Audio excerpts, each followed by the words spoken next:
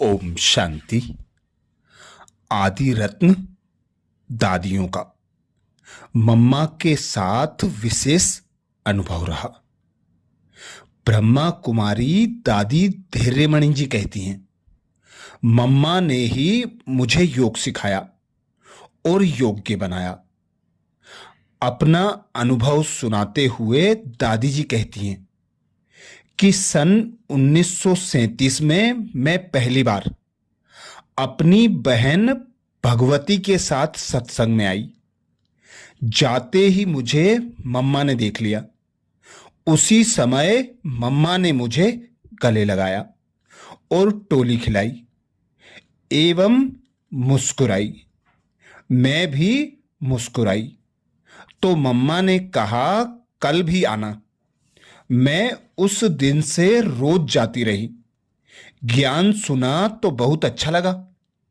मम्मा ही मुझे ज्ञान प्राप्त करने तथा यज्ञ में लाने के निमित्त बनी। मैं बहुत छोटी थी, इसलिए मम्मा ने कहा, तुम ओम निवास में रहकर ज्ञान योग की पढ़ाई करो। मेरे माता पिता तो छुट्टी नहीं दे रहे थे। मम्मा ने मुझे युक्ति बताई कि जब माँ बाप बहुत खुशी में हों तब जाकर तुम उनकी गोद में बैठो और प्यार से उनसे छुट्टी मांगो तो वे अवश्य दे देंगे। ऐसे ही हुआ। एक दिन जब मेरे माँ बाप बहुत खुश मूड में थे तो मैंने उनसे छुट्टी मांगी और पिताजी ने पत्र लिखकर दे दिया। साथ में उस पर माताजी के भी हस्ताक्षर करवाए। इस प्रकार मम्मा ने मुझे लौकिक बंधनों से मुक्त कराने में बहुत मदद की। कर्मेंद्रिय जीत महाकाली जगत माता। योग कैसे करें यह भी मम्मा ने हमें सिखलाया। वे अपने साथ संदली पर बिठाकर हमें योग कराती थी। हमारी अवस्था को चेक करती थी। कर्मणा सेवा करते समय भी मम्मा अपनी ही स्थिति में रहती थी। मैंने एक बार मम्मा से पूछा कि मम्मा, आप अभी गेहूं साफ कर रही हैं, अभी आपका क्या संकल्प चल रहा है? मम्मा ने कहा, हम गेहूं साफ नहीं कर रहे, हम साक्षी होकर कर्मेंद्रियों से साफ करा रहे हैं। मैं नहीं कर रही हूं, करा रही हूं। उस समय ज्ञान का विस्तार उतना नहीं था, लेकिन मम्मा बाबा को देख देखकर हमने जीना सीखा, जीवन बनाया और गुणों को अपनाया। मम्मा का जीवन नेचुरल था। उनका स्वभाव बहुत सरल था। मिठास थी उनके व्यवहार में। उनमें सदा यह भाव रहता था कि सबको आगे बढ़ाएं। मम्मा हरेक की योग्यता और विशेषता अनुसार ही कार्य दिया करती थी, जो वह सहज रीति कर सके। ब्रह्मा कुमारी दादी धैर्यमणि जी, जिनका लौकिक नाम पालू था, बाबा ने उनका नाम धैर्यमणि रखा। उन्होंने दिल्ली, हापुड़, मेरठ, अमृतसर, अजमेर, मद्रास, लखनऊ, मथुरा में ईश्वरीय सेवाएं की। दादी बताती हैं, मम्मा कैसे बनी? मम्मा सबकी पालना कर मम्मा बनी। सबको माँ की ममता देकर मम्मा बनी। सबको अपना बनाकर मम्मा बनी। अपनी पवित्रता, निस्वार्थ प्यार की शक्ति से सबको आकर्षण कर मम्मा बनी। मम्मा में सहजता थी। मम्मा में मुझे श्री लक्ष्मी और जगदम्बा की भाषणा आती थी। मम्मा ने हमें यह विशेषता सिखाई कि किसी से भी भेदभाव नहीं रखना है एवं किसी का अवगुण नहीं देखना और ना ही अपनाना है। दादी कहती, चंद्र कांति में योग करने वाली सजग साधिका थी मम्मा।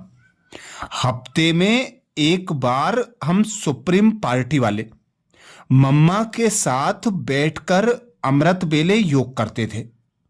जब मम्मा चांदनी में बैठ योग करती थी तो हम भी जाकर एक कोने में बैठ योग करते थे। कभी कभी मम्मा को ही अपने ग्रुप में बुलाते थे और मम्मा 3:30 से 4 बजे तक हम सबको योग कराती थी। जब मम्मा के सामने बैठ हम योग करते थे तो हमें ज्ञान चंद्रमा के शीतल प्रकंपनों से शांति धाम का अनुभव होता था। इस प्रकार मम्मा ने हमें योगी के साथ साथ योग्य बनाया। मम्मा अमृत बेला 2 बजे उठकर अकेले में योग करती थी। वह 3:30 बजे तैयार होकर बाहर आती थी। 4 बजे से 5 बजे तक सामूहिक योग होता था। उसमें मम्मा अवश्य आती थी। उसके बाद स्नान आदि नित्य कर्म पूरा करती थी। नाश्ते के बाद 9 बजे प्रातः मुरली क्लास होती थी। उसमें भी मम्मा आती थी। उसके बाद एक एक दिन बहन को संदली पर बिठाकर ज्ञान की कोई ना कोई पॉइंट पर समझाने के लिए कहती थी। इस प्रकार मम्मा सबको भाषण करना, क्लास करना सिखाती थी। उसके बाद सेवा करते थे। दोपहर के भोजन के बाद विश्राम होता था। मम्मा 5 बजे ऑफिस में बैठती थी और यज्ञ वत्सों को टोली खिलाती थी।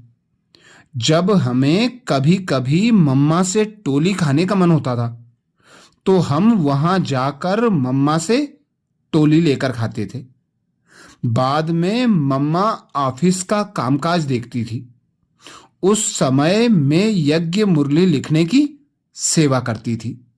शाम को हम भी यज्ञ सेवा जैसे अनाज साफ करना, सब्जी काटना आदि करते थे।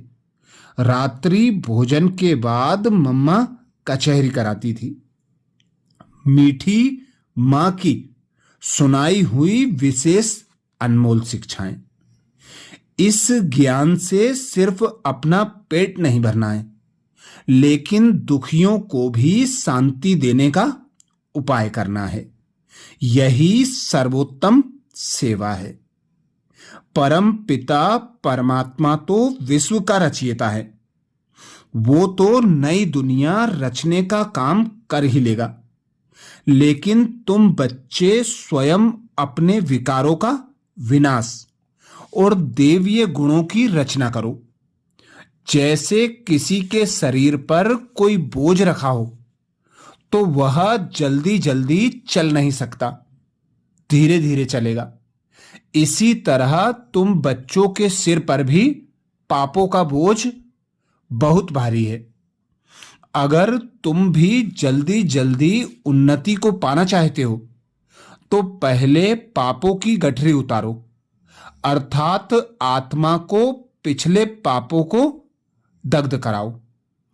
इसकी युक्ति यही है कि श्वासों श्वास अपने परम पिता परमात्मा शिव को याद करो। उसके साथ सर्व संबंध जोड़ पूरा हक जमाओ कि 21 जन्मों तक देवीय स्वराज्य प्राप्त करके ही रहेंगे। ऐसा दृढ़ संकल्प अंदर में पक्का हो। कोई कोई आत्मा को घड़ी घड़ी पास्ट जीवन की याद आती है, जिस कारण वह खुश नहीं रहती।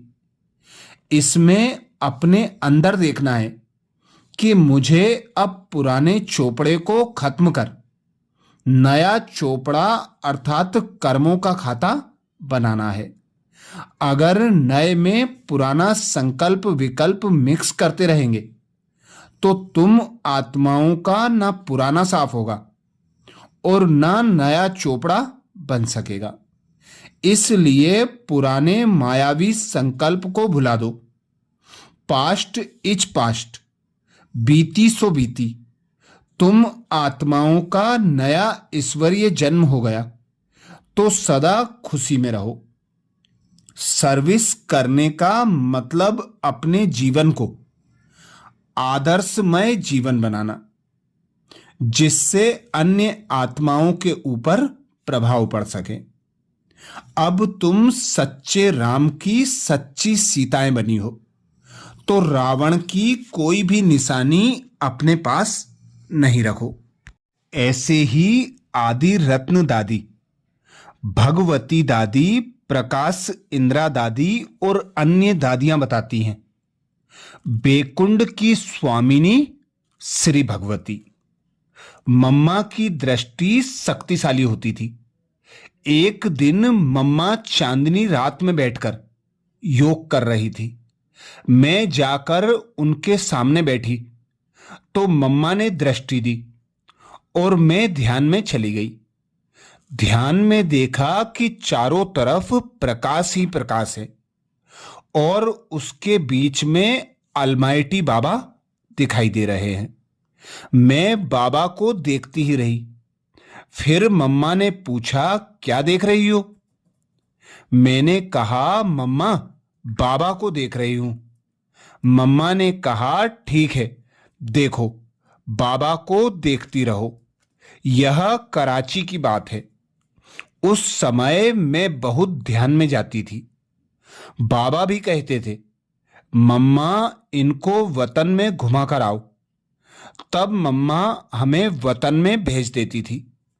हम वहां बैकुंठ देखते थे, सुवी रस पीते थे, श्री कृष्ण के साथ रास खेलते थे। कोई भी सेवा के लिए मम्मा ने कभी भी ना नहीं कहा। इस प्रकार अपना अनुभव सुनाते हुए ब्रह्मा कुमारी भगवती दादी कहती हैं कि मुझे कपड़े सिलाई करना आता था, जैसे कुर्ता, पतलून आदि। एक दिन मम्मा ने मुझे बुलाकर कहा, भगवती, तुम कोट की सिलाई करती हो। मैंने कहा, नहीं मम्मा, मुझे कोट बनाना नहीं आता। तब मम्मा ने बोला, देखो, कभी ना नहीं बोलना। इस ड्रामा में ना है ही नहीं। जब तुम शर्ट पैंट सिलाई करती हो तो कोट की सिलाई करना कैसे नहीं आता? हां, बोलो, तो अपने आप काम करना आता जाएगा। कभी ना नहीं बोलो। हां कहो, ना आते हुए भी प्रयत्न करते करते आ जाएगा। इस प्रकार कोशिश करते करते कोट सिलाई करना आ ही गया। उस दिन से मैंने किसी सेवा को ना नहीं कहा। हर बात में हाजी हाजी करने लगी। तभी से मुझे यह वरदान प्राप्त हुआ कि जो कार्य मैं करती हूं उसमें सफलता मिलती ही रहती है।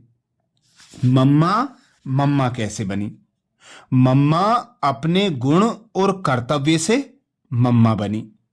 मम्मा अपनी जिम्मेवारियों को संभालने की शक्ति से, महानता से, समझाने और शिक्षा देने की विधि से, सबके प्रति सद्व्यवहार से मम्मा बनी।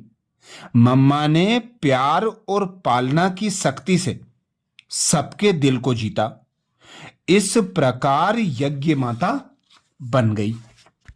दादी भगवती जी यज्ञ के आरंभ से ही समर्पित हुई आदि रत्न हैं। वे दिल्ली, मेरठ आदि स्थानों में ईश्वरीय सेवा करते हुए अंत समय तक सहारनपुर में सेवारत थी। कानपुर से ब्रह्मा कुमारी दादी आत्म इंदिरा जी अर्थात दादी गंगे जी उत्तर प्रदेश क्षेत्र की संचालिका बताती हैं, मम्मा क्षमा का प्रतिरूप थी। यज्ञ की व्यवस्था से संबंधित यदि कोई भी शिकायत लेकर आता था तो मम्मा सामने वाले को समझाती थी कि आपके प्रति अमुक व्यक्ति के दिल में कोई भाव नहीं है, आपके दिल में भाव है तो उसे निकाल दो। मम्मा टूटे दिलों को जोड़ती थी। ड्रामा पर निश्चय, बाप पर निश्चय, स्वयं पर निश्चय होने के कारण ही मम्मा नंबर 1 बनी। मम्मा अर्जुन की तरह एकाग्र थी। नंबर 1 में जाने का लक्ष्य रखा। मम्मा हम बच्चों को सदा कहा करती थी कि सदा विचार ऊंचे रखो तो बाप समान बन ही जाएंगे। सदा बाप को देखो, आप स्वयं को देखो, किसी अन्य को नहीं देखो। बाबा व ड्रामा पर निश्चय रखो तो कर्मातीत बन ही जाएंगे। ऐसे ही बेंगलोर से ब्रह्मा कुमारी दादी हृदय पुष्पा जी कहती हैं, मम्मा ने मुझ में अपनी सारी दिव्य शक्तियां भर दी। मम्मा के साथ अपना अनुभव बताते हुए दादी कहती हैं, कराची में एक दिन मेरे पेट में बहुत दर्द हुआ। मुझे लगभग 30 बार बाथरूम जाना पड़ा। इसकी मुझे कोई चिंता नहीं थी, क्योंकि मेरा दृढ़ निश्चय था कि जीवन भगवान के हाथ में है। मेरा रक्षक भगवान है, चाहे यहां रखे चाहे अपने वतन में ले जाए, जैसी उनकी इच्छा। बाद में मैं बाबा बाबा कहकर बेहोश होकर गिर पड़ी। यह समाचार बाबा के पास पहुंचा तो बाबा तुरंत आए और मुझे दृष्टि दी। थोड़े ही समय के बाद मैंने आंखें खोली और बाबा बाबा कहने लगी। बाबा ने तुरंत मम्मा को बुलाया और कहा कि इसकी संभाल आपको करनी है।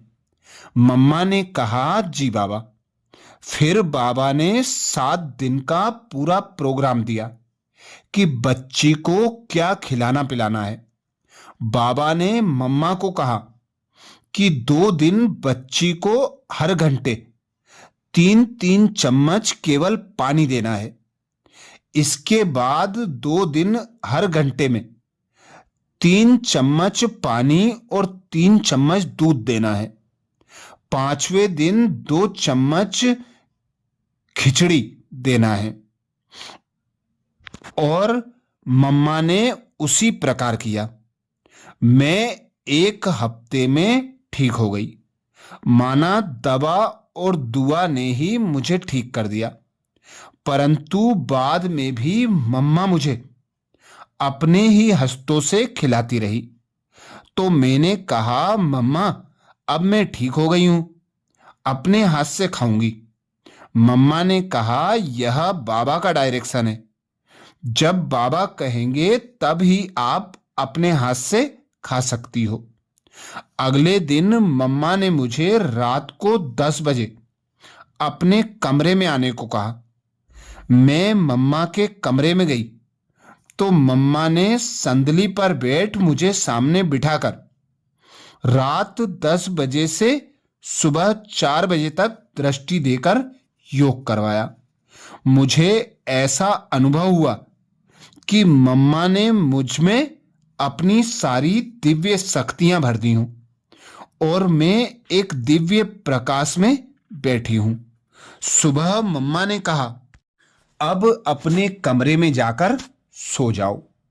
सुबह कई बहनें मम्मा के पास गईं और मम्मा से पूछा कि हृदय पुष्पा बहन ने ऐसी क्या तपस्या की है जो आप उसके ऊपर इतना ध्यान देकर उनकी सेवा कर रही हैं। मम्मा ने कहा, आप सब उससे ही पूछो कि आपने ऐसा क्या किया है।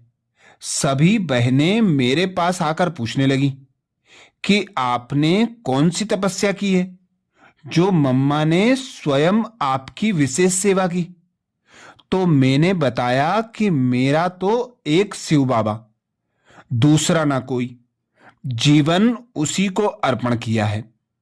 जब से बाबा को जीवन दिया है तब से एक शिव बाबा के बिना और कोई भी दिखाई नहीं पड़ता। यही मेरी तपस्या है। जब मधुबन से सेवा अर्थ सभी बहनों को भेजा गया तो मुझे भी बेंगलोर भेजा गया। बेंगलोर में कई साल तक सेवा की वृद्धि नहीं हुई और वहां दिन भी मुश्किल से गुजरने लगे। बहुत सहन करना पड़ा क्योंकि ईश्वरीय ज्ञान नया होने के कारण कोई भी सुनने को तैयार नहीं था। यह समाचार बाबा को मालूम पड़ा तो बाबा ने मम्मा को कहा कि मेरी बच्ची बहुत तकलीफ में है, आप बेंगलोर जाओ और साथ में लेकर आओ। यह समाचार मुझे भी मिला कि मम्मा पहली बार बेंगलोर आ रही है। मैं योग में बैठ गई। मुझे ऐसा अनुभव होने लगा कि मातेश्वरी जगदम्बा यहां आ रही है तो जरूर प्रकृति दासी बनेगी। और ऐसा हुआ कि जैसे कोई कह रहा है कि आप कमर्शियल स्ट्रीट में जाओ। मैं योग से उठकर सोचने लगी कि कमर्शियल स्ट्रीट कहाँ है। मैं सेंटर से निकलकर चलने लगी। पूछते पूछते आखिर कमर्शियल स्ट्रीट में पहुंच गई। लेकिन कमर्शियल स्ट्रीट में किससे मिलना है यह पता नहीं था। मन में आवाज आई कि आगे चलो। मैं आगे चल दी। थोड़ी दूर गई तो देखा एक बड़ा सेठ अपनी दुकान में जा रहा है तो मुझे अंदर में फिर आवाज आई, इस दुकान के मालिक से जाकर मिलो, यह जगदम्बा का भक्त है। मैं उस दुकान में गई तो दुकान के मालिक ने पूछा, माताजी आपको क्या चाहिए? मैंने कहा, आप जगदम्बा को जानते हो? उसने कहा, हाँ हाँ, मैं तो जगदम्बा का भक्त हूं। तब मैंने कहा, वह जगदम्बा अभी चैतन्य में है और बेंगलोर आ रही है। यह बात सुनकर सेठ को बड़ा आश्चर्य होने लगा और कहा, अच्छा, यह मेरा सौभाग्य है कि मैं चैतन्य में अपनी इष्ट देवी से मिलूंगा और वरदान लूंगा, आशीर्वाद पाऊंगा। मेरी जन्म जन्मांतर की इच्छा पूर्ण होगी। फिर सेठ ने कहा कि आपकी बात सुनकर मेरे सामने यह दृश्य आ रहा है कि मैं जगदम्बा से मिल रहा हूं। मैंने कहा, जगदम्बा से मिलने के लिए कई लोग उत्कंठित हैं। फिर सेठ ने मुझसे पूछा, इसके लिए मुझे क्या करना है बताइए। मैंने कहा, बहुत लोग उनसे मिलने आएंगे, इसलिए एक बड़ा हॉल चाहिए। उसके रहने के लिए एक बड़ा बंगला चाहिए। सेठ कहने लगा, माताजी अभी अभी हमारी एक नई धर्मशाला बनी है। उसका उद्घाटन थोड़े दिन पहले ही हुआ है। उसमें रहने का प्रबंध भी है। आप एक बार देख लीजिए। तुरंत सेठ जी ने अपनी कार में मुझे बिठाया और धर्मशाला दिखाने ले गया। मैंने धर्मशाला देखी तो पसंद आई। धर्मशाला नई थी और रहने का प्रबंध भी अच्छा था। फिर उसने गेहूं, चावल, घी आदि राशन भेज दिया। प्रत्येक कमरे में चारपाई, बिस्तर आदि लगा था। मातेश्वरी जी के कमरे में चारपाई, बेडशीट, संदली आदि सभी तैयार कर दिया। अब मम्मा के आने की तैयारी में निमंत्रण पत्र छपवाना था। विचार चला कि क्या करें।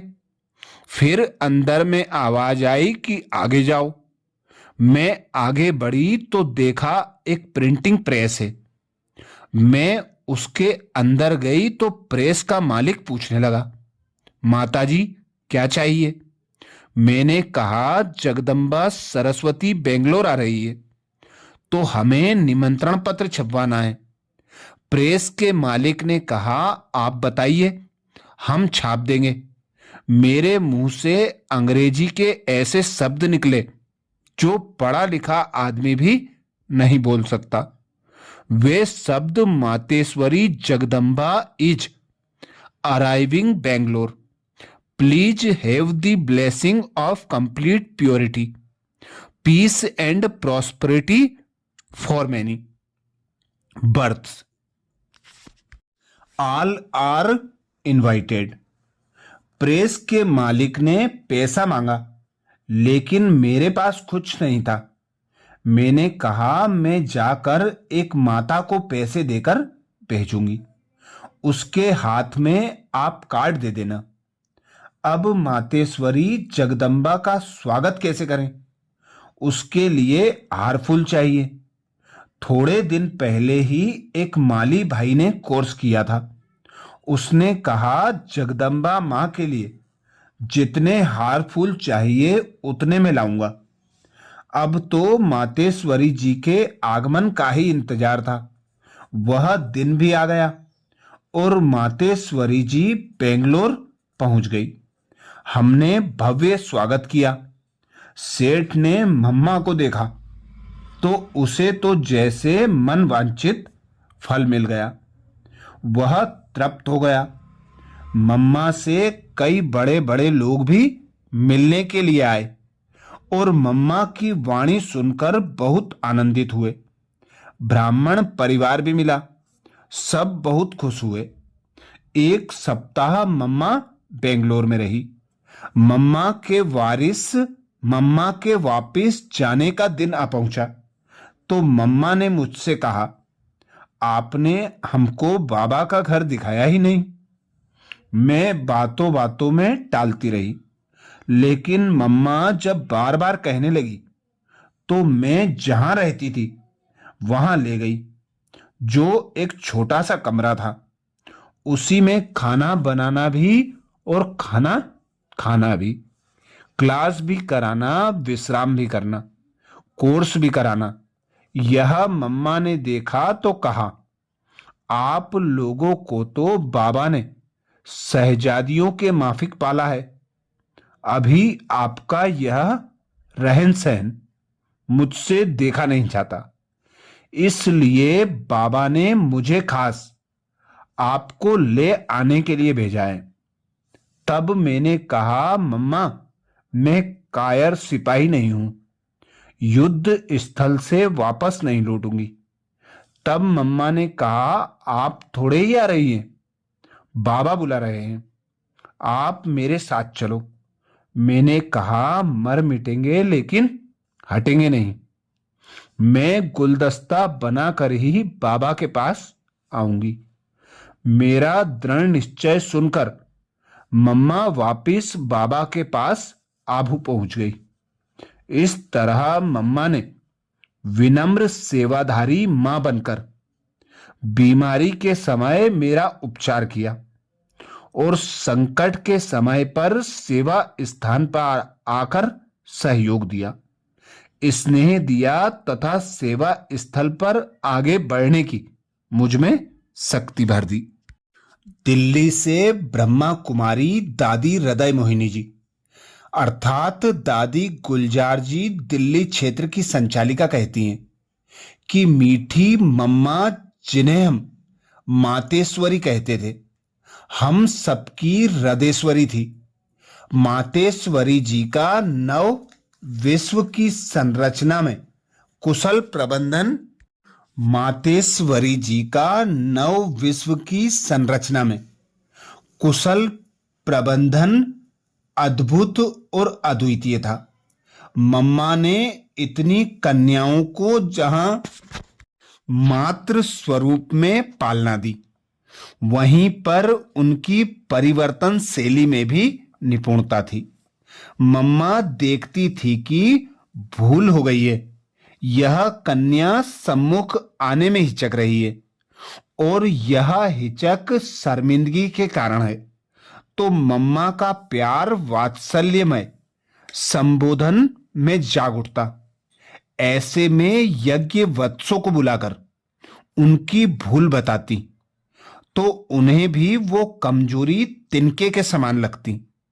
सामने वाला भूल स्वीकार कर सदैव के लिए उसे सुधार लेता था।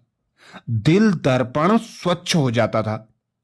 इतना ही नहीं, मम्मा ज्ञान की विवेचना करती थी तो लगता था कि मम्मा नहीं, साक्षात सरस्वती देवी ही बोल रही हो। एक बार सिकंदराबाद में समाज के कुछ लोग विरोध दर्शा रहे थे।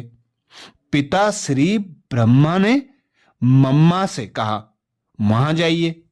मम्मा ने श्रीमत सिर आंखों पर रखकर चल दी। मैं स्वयं भी मम्मा के साथ सिकंदराबाद गई। मम्मा विरोधियों से मिली। मम्मा की मधुर और सार गर्भित वाणी सुनकर वे पानी पानी हो गए। उन्हें लगा कि मां सरस्वती स्वयं मुखर हो उठी है। मां सरस्वती के इस स्वरूप को देख उन्होंने कहा, मां क्षमा करें, हमें आपका परिचय नहीं था। आपके मुख कमल द्वारा ज्ञान की जो विवेचना सुनी वो अद्भुत है, चिंतन योग्य है। हम आकर अनुसरण करें या ना करें, परंतु आपके आगमन से हमारे अंतःचक्षु खुल गए हैं। उनके मन में परमात्मा के माध्यम पिता श्री जी के प्रति भी श्रद्धा उत्पन्न हो गई थी। ब्रह्मा कुमारी कुंज दादी अपना अनुभव सुनाते हुए कहती हैं कि मैं तो बाल अवस्था में बांधेली थी। हम लोगों को यज्ञ में आते ही मम्मा की पूरी पालना मिली। मैं कई बार घर से बिना खाए आती थी। पता नहीं मम्मा को कैसे मालूम हो जाता था। वे हमें बिठाकर खुद भोजन खिलाकर घर भेजती थी और हमारे अंदर हिम्मत और उमंग उत्साह भरती थी। जिन कन्याओं को अपने माँ बाप से छुट्टी नहीं मिलती थी वे ओम मंडली के ओम स्कूल में पढ़ने आती थी। उनमें से मैं भी एक थी। वहां हमारी पालना मम्मा से होती थी। मम्मा को देखने से ही लगता था कि जैसे हमारी माँ है। मम्मा हमें कहती थी कि बांधेलियों को तुम्हें ऐसे छुड़ाना है जैसे कि सती सीता को हनुमान ने रावण से छुड़ाया। मम्मा युक्तियां बताकर शक्ति भरकर हमें निडर बनाती थी। उस समय मैं 9 साल की थी। मम्मा का शिव बाबा के साथ साथ ड्रामा के ऊपर भी अटल निश्चय था। मम्मा ड्रामा के ऊपर हमें 2-2 घंटे क्लास कराती थी। मम्मा कहा करती थी कि जितना बाबा पर निश्चय है उतना ही ड्रामा पर भी निश्चय होना चाहिए। तब ही आप ईश्वरीय जीवन में एक रस अवस्था में रह सकेंगे। मम्मा के सारे जीवन में हमने देखा कि ड्रामा पर अटल और अचल होने के कारण वे हमेशा एक रस रहती थी।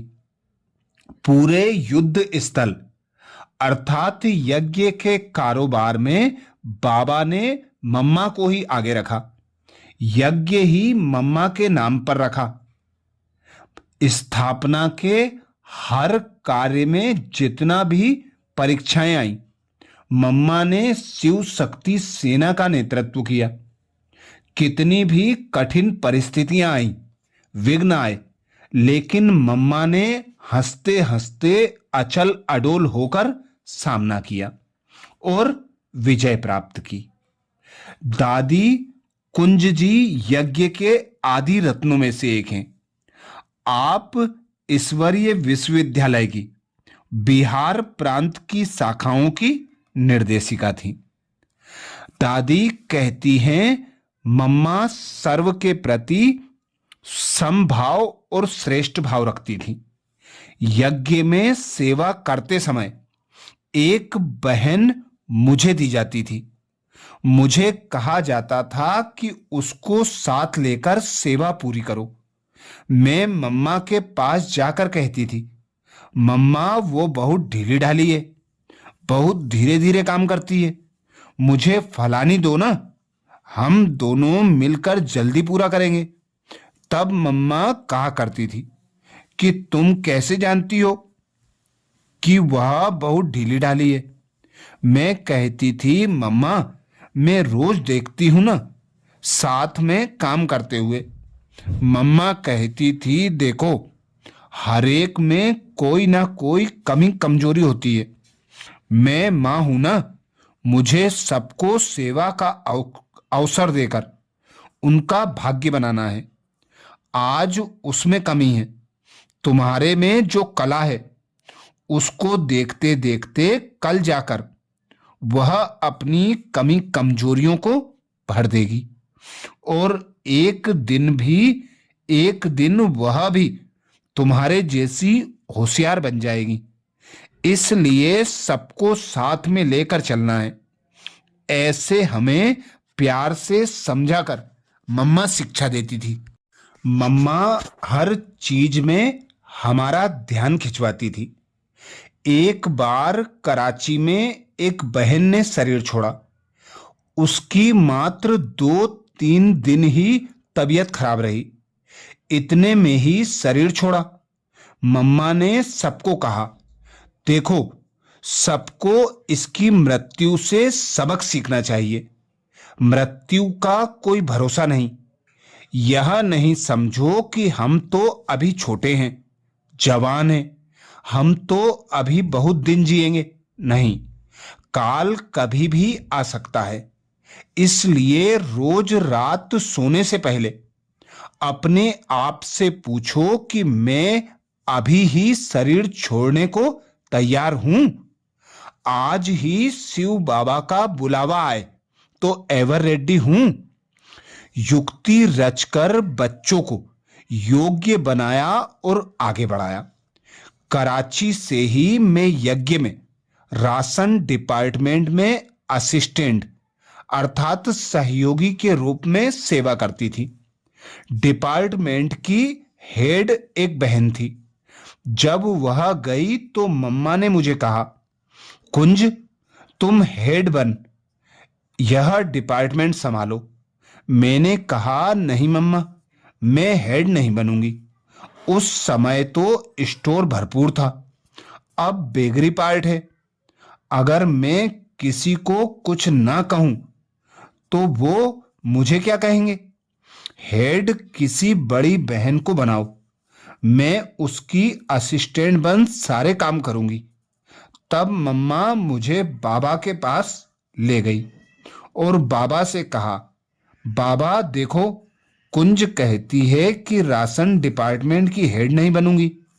बाबा मुस्कुराए और बोले, ठीक है ना बच्ची, स्टोर शिव बाबा का है, कुंज उसकी इंचार्ज है।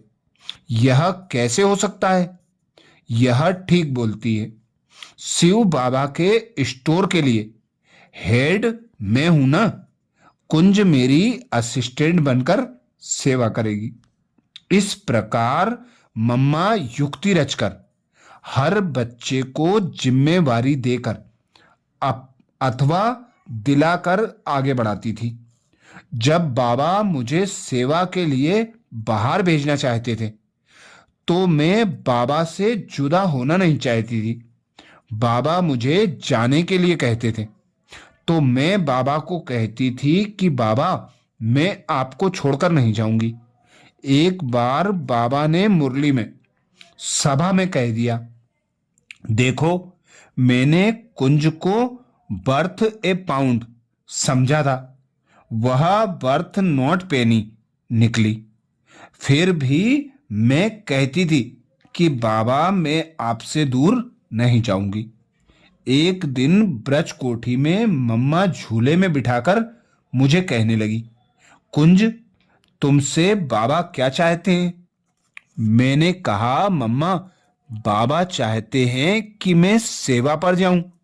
मेरे में वो शक्ति नहीं है कि मैं बाबा से दूर रहूं, मुरली सम्मुख सुनने के बदले कागज पर पढ़ूं। यह मेरे से नहीं हो सकता। मैं तो वहां रोती रहूंगी, और रोती ही रहूंगी तो सेवा कैसे करूंगी? तब मम्मा ने कहा, देखो बच्ची, जब बाबा तुमसे सेवा चाहता है तो वे जरूर तुम्हें शक्ति देंगे। डरो नहीं, बाबा को हाँ कहो, कुछ नहीं होगा, सब ठीक हो जाएगा। ऐसे समझाकर मेरे में ताकत और उत्साह भरकर मम्मा बाबा के पास ले गई और बाबा से कहा कुंज सर्विस पर जाने के लिए तैयार है। मगर मैं एकदम चुप रही। बाबा ने कहा वह कहाँ बोलती है, चुपचाप खड़ी है। तो मैं धीरे धीरे बोली, बाबा मैं सर्विस पर जाने के लिए तैयार हूं।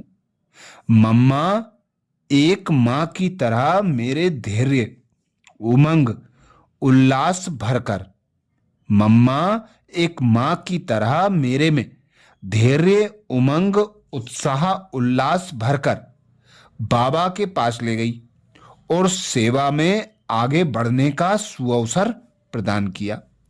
इस प्रकार मम्मा सब तरह की ट्रेनिंग देती थी। दादी प्रकाश मणि और मैं पटना में रहती थी। वहाँ एक भाई था। वह अपने ही स्वभाव का था। वह हम लोगों से जबरदस्ती करता था कि सेवा करने आप वहाँ ना जाओ, यहाँ ना जाओ। हमने सोचा मम्मा आएगी तो हम मम्मा को उस भाई की सारी बातें बताएंगे। मम्मा के आते ही हमने मम्मा से कहा, मम्मा हम जब आपके साथ बैठते हैं तो उस भाई को हमारे साथ में नहीं बिठाना। मम्मा कहती थी, नहीं देखो मैं उसका गेस्ट अर्थात अतिथि हूं, अब मैं उसको कैसे शिक्षा दूंगी, तुम लोग सयाने बन जाओ। ऐसे कह कहकर छोटों को ही बड़े बना देती थी। ऐसे वैसे व्यक्तियों को भी कैसे हैंडल करें, वह युक्ति भी मम्मा ने सिखाई। ऐसे वैसे को भी कैसे झुका देना, यह मम्मा की बड़ी विशेषता थी। जब पटना में सरस्वती की पूजा हुई थी तो उस भाई ने ही मम्मा को जेवर आदि से खूब सजाकर 56 प्रकार का भोग लगाया था। बेहद विश्वास और प्यार। मम्मा को बाबा की हर बात पर इतना निश्चय था कि बाबा की बातों पर किसी यज्ञ वत्स का टीका टिप्पणी सुन नहीं सकती थी। बाबा के महावाक्यों पर बेहद प्यार और विश्वास था। एक बार मैंने मम्मा से कहा, मम्मा देखो बाबा ने आज इस पॉइंट को बदल दिया। पहले कहता था मैं ज्योतिर्लिंगम हूं, अभी कहता है मैं ज्योतिर्बिंदु हूं, यह क्या है? तब मम्मा तपाक से बोली, जब बाबा ने ज्योतिर्लिंगम अथवा ज्योति स्वरूप बताया था तो तुमको साइज माप कर बताया था कि कितना है। यह बात बिल्कुल मम्मा नहीं सुन सकती थी कि बाबा ने पॉइंट बदल दी।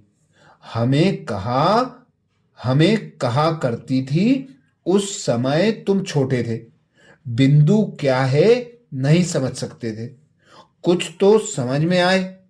इसलिए बाबा अपना रूप ज्योतिर्लिंगम अथवा ज्योति स्वरूप बताते थे। आज बाबा ने तुमको अपना ओरिजिनल अर्थात मूल स्वरूप ज्योतिर्बिंदु बता दिया। बाबा का असली रूप ज्योतिर्बिंदु है, गुणों का वही सिंधु है। कराची की बात है, मैं दादा विश्व किशोर और दादा विश्व रत्न आदि मिलकर चित्र बनाते थे।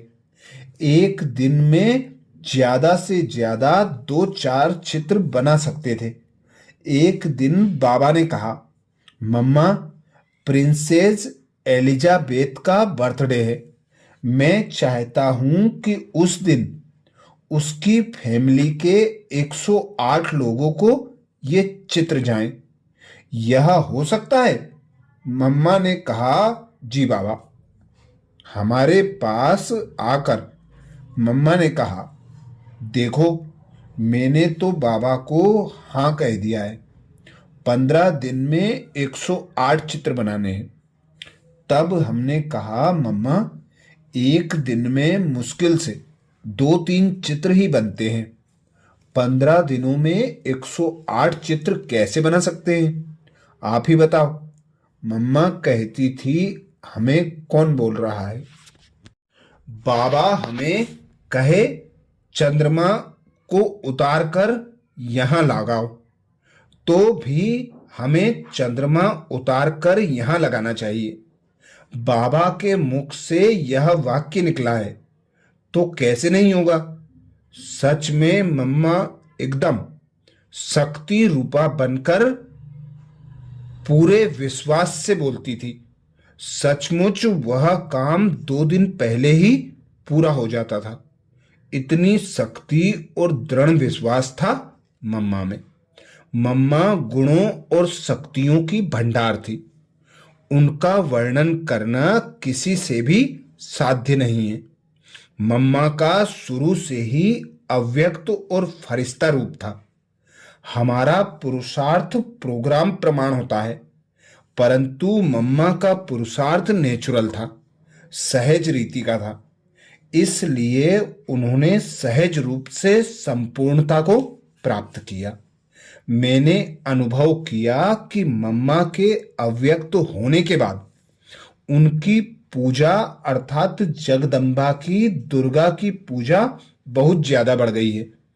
अव्यक्त रूप में मम्मा दुर्गा का पार्ट बजा रही है।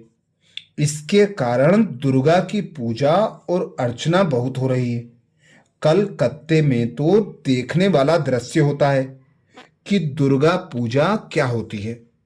हमें तो महसूस होता है कि जब मम्मा साकार में थी, तब ज्ञान ज्ञानेश्वरी बन ज्ञान की गंगा बहाई, और अव्यक्त होने के बाद दुर्गा का पूरा पूरा पार्ट बजाकर भक्तों को गुण और शक्तियों का वरदान दे रही है। मम्मा की जितनी भी महिमा करें फिर भी कम है।